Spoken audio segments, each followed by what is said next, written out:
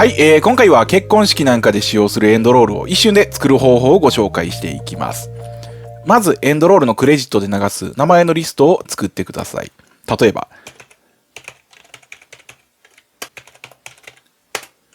こんな感じで入力していきます。そしてこういったエンドロールで流す名前の文字はこの5文字を基準に作っていくのが一つ方法としておすすめです。こういった4文字の名前の時は半角スペースを入れていきます。3文字の場合はこんな感じですね。2文字の部分に半角スペースを入れて、この部分を半角スペースで広げていくと。こんな感じでテキストに名前のリストが入力できたら保存します。ファイル名前をつけて保存で、name01 としておきます。ではここからムービースタジオで作っていきます。メディアジェネレーター、クレジットロールのスクロールをドラッグします。するとエンドロールのエフェクトが起動します。このエフェクトのファイルからテキストをインポートをクリックして先ほど保存した name01 を開きます。するともうこれだけでエンドロールを作ることができました。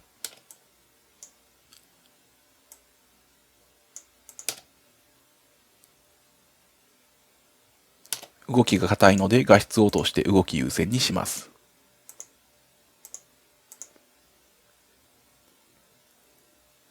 こんな感じですね。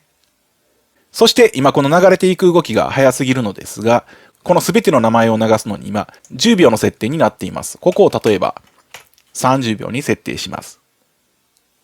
そして時間を伸ばします。すると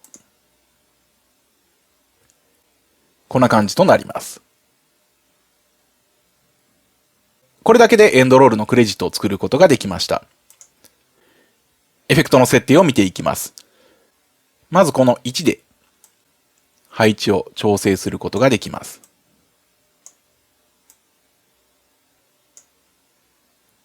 スタイルからフォントを変えることができます。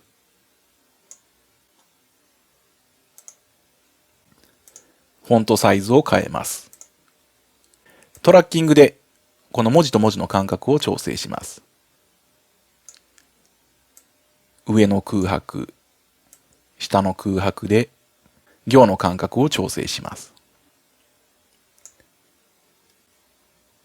画質を最高画質にして見た目をチェックします。このフォントですと3文字の方はもう一つ半角スペースがあった方が良さそうですね。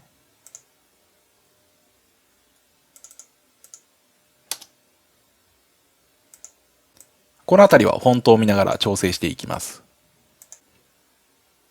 こんな感じでエンドロールをサクッと作ることができました。あとは例えばこういった自動スライドショー作成機能なんかで先に作っておいたスライドショーを読み込みます。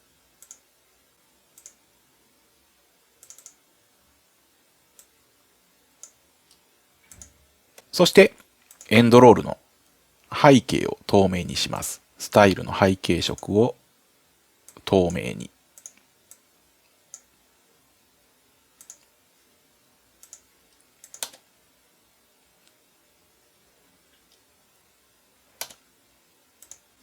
スライドショーの配置を調整します。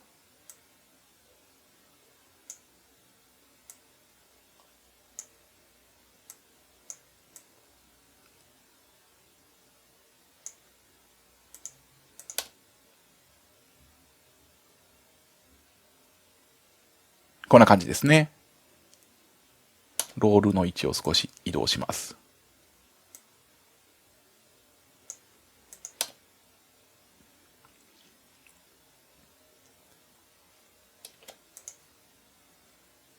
最初はスライドショーをフェードイン。最後はフェードアウト。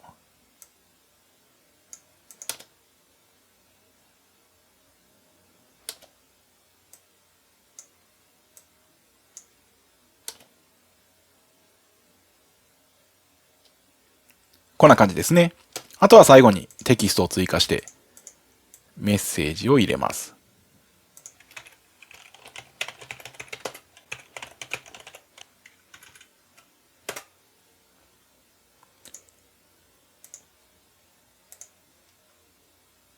サイズとフォントを調整します。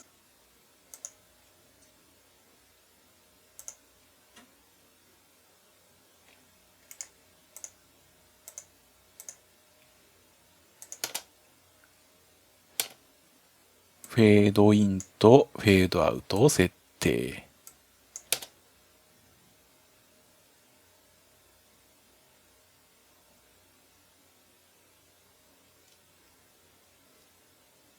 こんな感じですね。そして最後に BGM を乗せて完成です。